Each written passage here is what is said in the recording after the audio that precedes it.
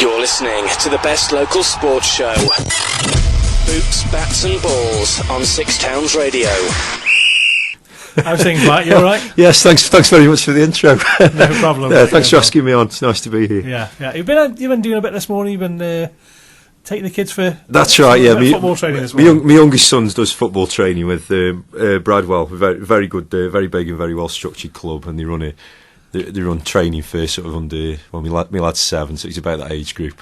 And 4 or 5 of them battled through the snow, and the coach made it today. So we had a game. So I've seen some football today. So is that indoor or? It's indoor, thankfully. Yeah. Yes. So there has been some football. Mind what we've been telling you about no football being on today. Exactly. You could have gone up and seen Bradwell Bombers under 7s play.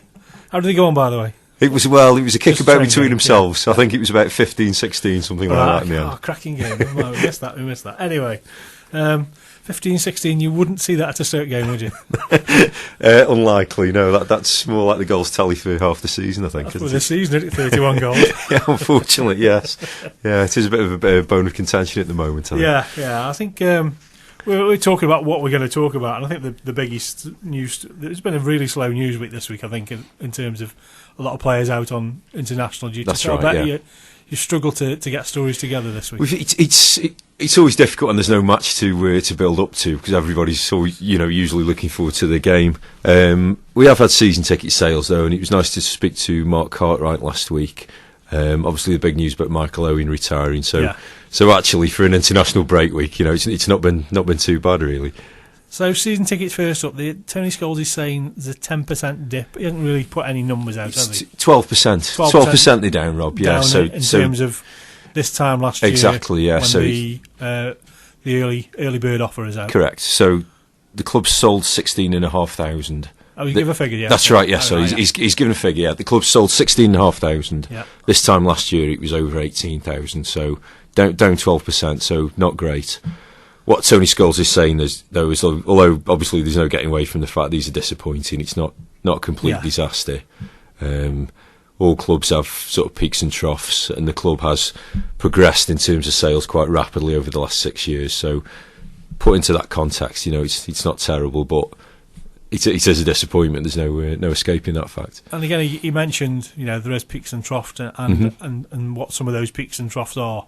And did he go down and say, the football is obviously affecting this, or did he mention economic climate? Or no, he did mention the economic climate, and I think the club always sort of braces themselves really, because certainly over the last 3 or 4 years, really, we've been in this position, haven't we? With people out to work, not much money about, and people are having to think very hard about the choices, I guess. And I'm sure that's one reason why the club's frozen season ticket prices since the club were promoted in 2008. Yeah, I think obviously the fact that the club are struggling, not in the relegation zone, but on a poor run of results just as the sales, as the tickets went on sale, and also there's the sort of perennial complaint about the entertainment. I don't think that's helped at all.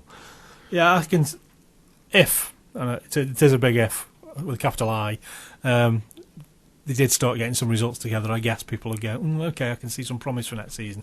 We had Steve Norris on earlier, who's just director. He's part of the team. The sports team, and he talked about Leek being in a position now where they could actually push for the playoffs. Not saying Stoke could do that sort of thing, but in terms of getting things right for next season, you could see that sort of happening at Stoke. If they've got a few results come back together and a bit more positive football, then you could see people probably changing their mind. I think so, and I think the fact, I mean, as well as I do, Rob, that people have been complaining at the matches about the entertainment, haven't they? And that's not really just been the last few weeks, but I think the fact that the results haven't been there either, that's perhaps brought more of the complaints to the surface. Yeah, definitely. I think when Stoke are winning 1-0 or getting good draws away from home, really, there can't be too many complaints. But when the entertainment isn't there and the results aren't either, then I think that's what's caused most of the problems. I mean, you spend a lot of time in terms of post-match conferences, things like that. Tony Pulis, just sense any change in his attitude? Just sense that message is dropping in there. I think he's a very single-minded manager, in my opinion, which all good managers have to be. Look at all the great managers, and they would all be the same. I'm sure he must know the problems, though, and he must be looking to address them. And I think, to be fair, he did try and address them last summer when he signed Michael Kitely and Charlie Adam. Kitely, as we've seen, just hasn't been in form at all. Otherwise, we might have been playing with two wingers. Yeah.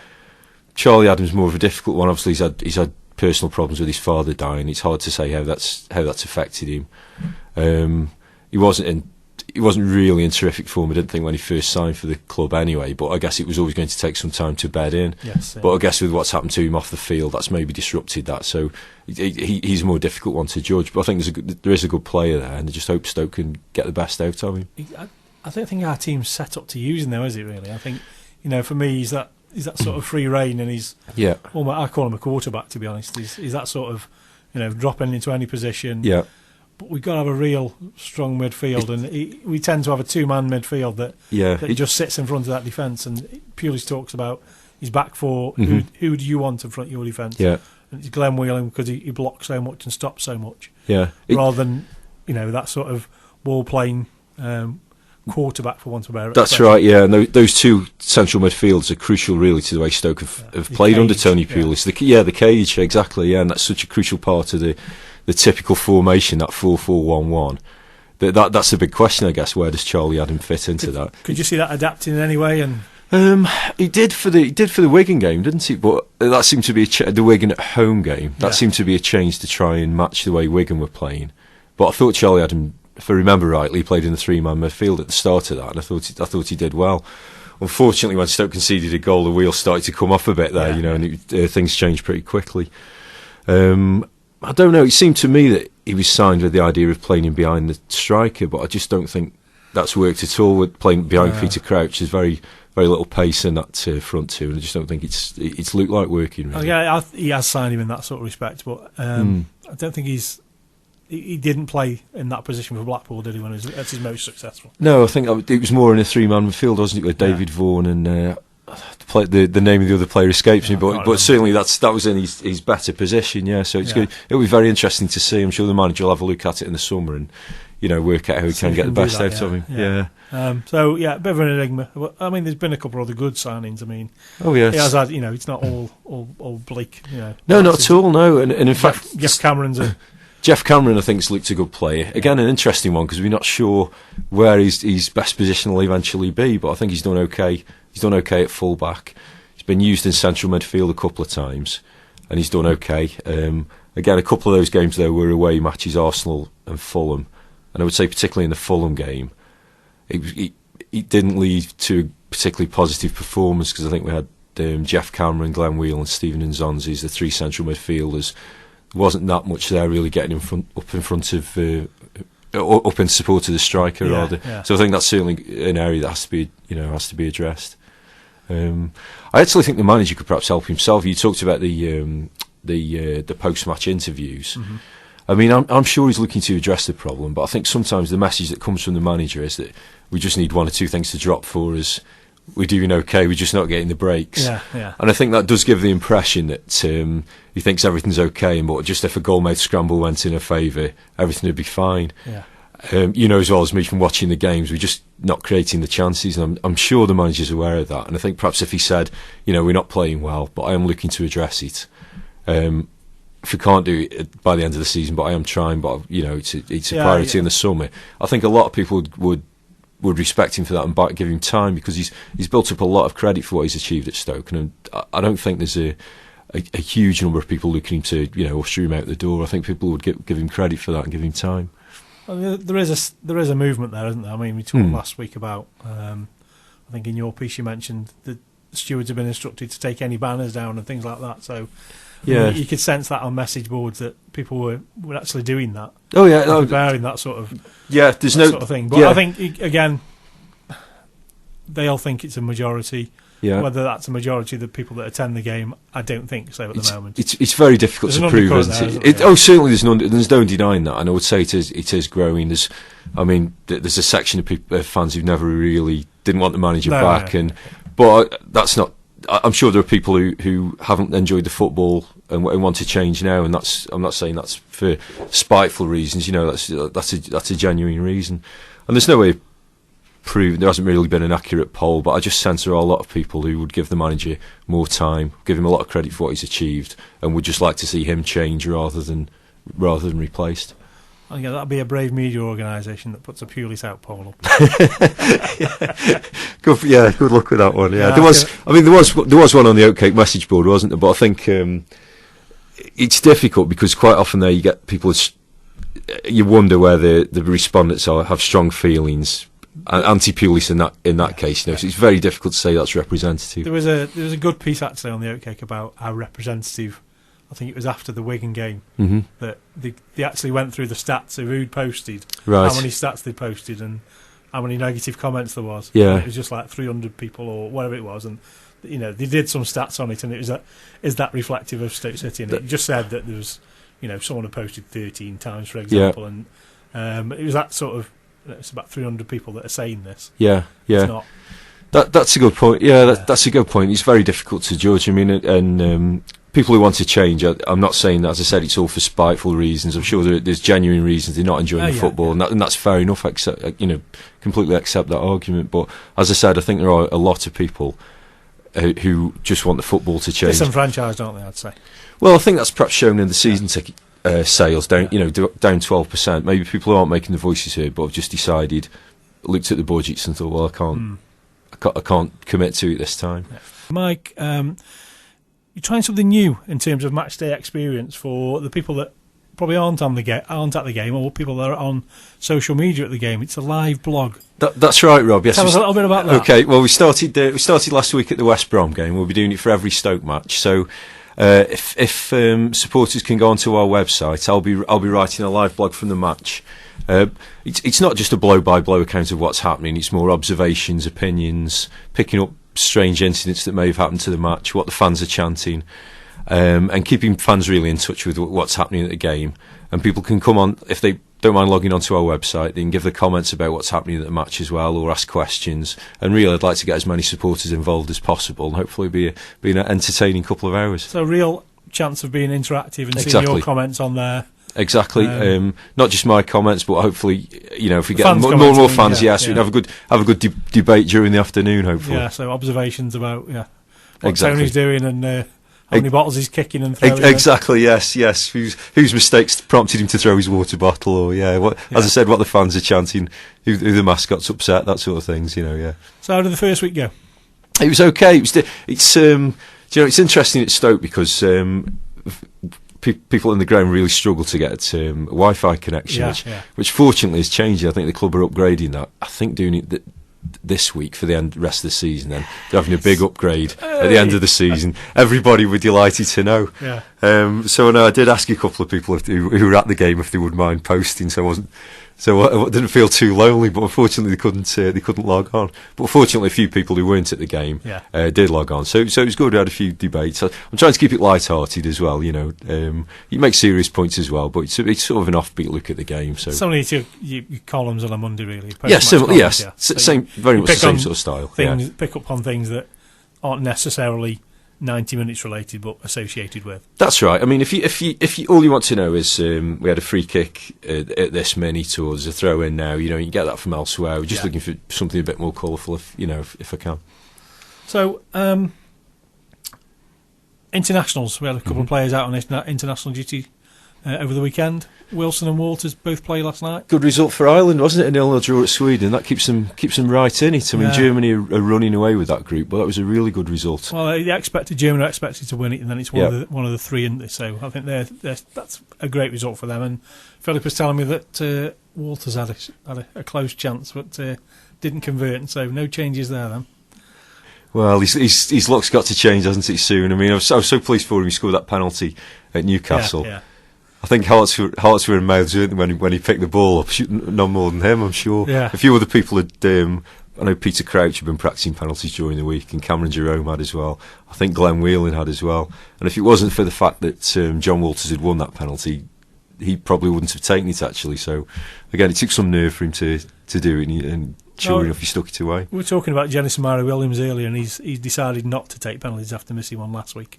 So now I said that Walters, very brave to actually put that ball up. But I wouldn't criticise Jennison Murray Williams for that. I mean, if you're not confident about it, you do the team no favours by taking it, really. So fair enough if he passes it on. I think it's all down to the individual player, obviously.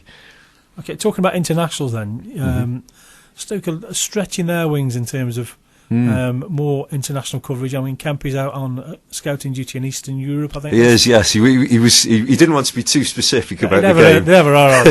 In case somebody tracked down the player. Somewhere in Europe, yeah. Yes, it's definitely Eastern Europe. And his parting comment was, "I'm a bit worried because they haven't given me a return ticket." But I'm sure he was joking. Yeah, he'll find his way back. Yes, he'll find his way back. Yeah, so he's off scouting in Europe, but obviously we're all with an eye to the summer. And the club have made a big step really to casting the net wider by appointing Mark Cartwright as the first technical director. I spoke to Mark last week. I thought he was very impressive, and he's got certainly a very very solid plan. He knows what he wants to do, and that's really set up scouts in all across the world. So Stoke are getting tipped off rather about these players. He was saying clubs like, it's not just Arsenal that are doing this, clubs like Wigan Athletic have got scouts across the world now, so it's a case of really Stoke catching up, which I'm sure why Mark's been appointed. And really well connected. I mean, he's got a background in law, but he's come up through the ranks, hasn't he? I can remember him being a manager of Leek Town, for example, so knows football from a grassroots level. That's right, yeah, and he's been a goalkeeper in the Football League with Wrexham, Shrewsbury, Brighton. In fact, he got promoted when Mickey Adams led Brighton to promotion. Mark Cartwright played quite a few games for Brighton that season, so he knows Mickey Adams quite well. Oh right, yeah. So so he's very much from a football background. He's also worked as an agent for 9 years, so he very much knows how the system works, how to deal with agents. He was saying in January actually, when Stoke were looking at doing a few deals, a few agents were trying things on. And I haven't been in the business, albeit as a reputable agent, he knows all the tricks, so they weren't getting away with anything. Yeah, it's talking about salaries and things like that. Mm-hmm. I didn't realise he coached at Livingston, Scottish League. That's right, yes. So he was saying it was difficult when he retired from football to about 31 or 32 through injury. He was saying even as a lower league player, you're used to picking up 30,000, 40,000 or maybe £50,000 a week. And then you go from that and try and look for a job maybe out of football. And as I and most people in the Potteries know, those jobs with that sort of salary are very very difficult to find. You can't just walk into one. So he's really had to exactly, yeah. So he managed to do some coaching at Livingston, managed Leek Town, and all the while building himself up as an agent. He was saying his phone bill was bigger than his mortgage. Yeah, I thought it was a fantastic comment. Yeah, very interesting, which just shows how much work I guess you have to put into it. Yeah. Then joined Beswicks, who obviously we know well, very reputable firm who Stoke do a lot of business with. Mm-hmm. And from there, obviously, Stoke were very impressed with what he did and offered him, and then that's led to him being offered the technical director job. So it's more or less a replacement for John Rudge. I think so. It's certainly. It's because it's one of those positions, isn't it? You think technical director, does he have any? He certainly wouldn't have any influence over the way the team play, or he doesn't want to tread on the manager's toes. It's very much a case of giving the manager more options. If Tony Pulis says he needs a central midfielder, then Mark Cartwright would, through his scouting contacts that he's building up, would be able to present the manager with say 5 or 6 options. Yeah. Which Tony Pulis could look at, as well as players I'm sure he's looked at himself. And again, the American market is influence in terms of the likes of Cameron and certainly. Beswicks are very well connected, aren't they, in the American market, and played a big part in Jeff Cameron and Brek Shea coming over. It's funny. I did ask Mark Cartwright that, and he said, although we are looking at the American market, he didn't want people to give the impression that's the only country that Stoke are looking at. They will be looking at other countries as well, and really, looking across the world. So it's not just a case of looking at the MLS now. So in terms of appointing scouts, is that he'll go out and approach people that are connected while in other countries? I assume so. Pay them a fee to exactly, watch games on Stoke's behalf. Exactly. So I suppose it's once a player emerges, it's getting that tip off so you can beat other clubs to it. Yeah.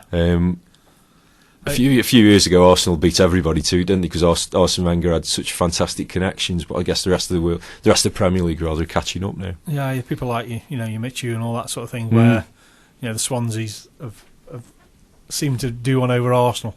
Exactly. Yeah. I mean, so, I think Stoke were offered Michu, weren't they? As well as, to be fair, not just Stoke, of 6 or 7 Premier League clubs. But I guess he's taking that gamble, isn't it? And Swansea did it, and fair play to him. Yeah. How many times you get offered a player, and how many times are they that successful? Exactly. That's the one story that stands out this year. Exactly. Yeah. So it'd be tough to use that as a sort of stick to beat Stoke with, but tremendous credit to Swansea for a great deal. Okay, Mike, we're running out of time. We've got about 30 seconds left. Okay. Thank you very much for coming in. It's a really interesting chat and catch up again. All the best of the live blog. Thanks very much. Please. So Stoke fans can go onto the website. You'll be tweeting links, and it's mbaggers37 on Twitter. On my Twitter, and please log into This Is Staffordshire or the Sentinel website to join in with a live blog. It'd be much appreciated. Yeah, get involved in Stoke's next game on that live blog. We had a pretty busy show. With quite a few sports off today, but we've still covered non-league football. We covered darts, we covered speedway, we covered rugby. We had Steve Norris, the new director of Leek Town, and part of the team at Six Towns on. And join us again next week. Coming up now, it's Denisa. Over to Denisa. You're listening to the best local sports show. Boots, Bats and Balls on Six Towns Radio.